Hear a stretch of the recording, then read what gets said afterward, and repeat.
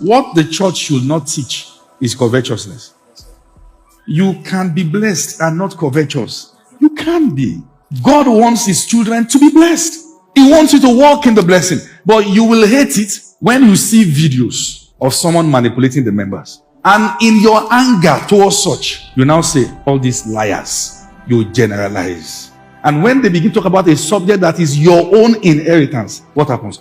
You are triggered.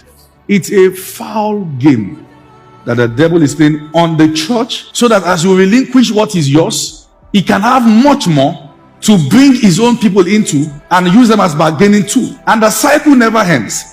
When our own people now want to get to scale in their business, and many of you must have experienced that before, that you need a mentor, you want to get something. If care is not taken, you get the mentor who has the money, has the knowledge, but doesn't know your God. And they tell you, come and see me in the club. Have you seen that before? More reason why the devil needs you to relinquish what is yours, so that as you go to those clubs, you see a lifestyle. And if you are not there to the flesh, you are introduced to the lifestyle of drugs and women. And you just begin to conclude, it looks as though nobody can really get through all these things without doing all these things. He wants to have more than enough to negotiate with.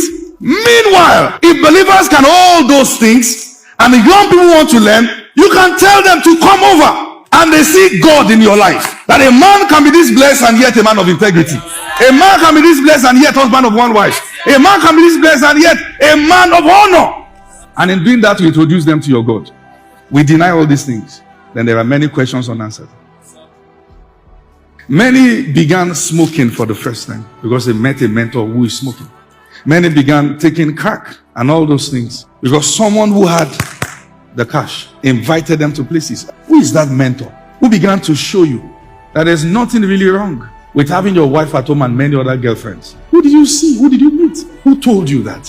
Who told you through his life that once you are rich at this level, it's okay to come back home by 1 a.m.? Where did you see it? What changed? A negotiation is going on and you are bowing already. The prince of this world is showing you his glory. He's showing you that important people only come out at this time of the night. But there is the God of all flesh who is always available at every time. And it's they that do know him that will do exploits. And there are few remnants. And that's why when we get to this realm, it is painful. Because there are very few believers that you can point to who are not compromising and yet blessed. So it looks like, well, this is what everybody is doing. So if we're going to get to all this point, we too have to find a way. If you can't beat them, you join them. Says who? Daniel stood in Babylon. You will stand. Many of you in the marketplace, you've got to understand that you have a very serious battle to fight, because a generation will come searching for your kind who survive what you are trying to survive. When they see that you survive it, they will be able to grant themselves to you. The fact that you are finding few mentors you can trust and hang around shows you that you have to become what you didn't get. Yes, yes, sir. You have to. That you can be young, blessed, and have a prayer life. You have to. You have to fight. So that the next generation is not convinced that when it comes to this material blessing, you have to compromise and break principles. You have to be living in sin. No! I understand the loneliness. I understand the fact that sometimes you need people who are in that field, who understand the dynamics. I get it. But sometimes you are what you are looking for.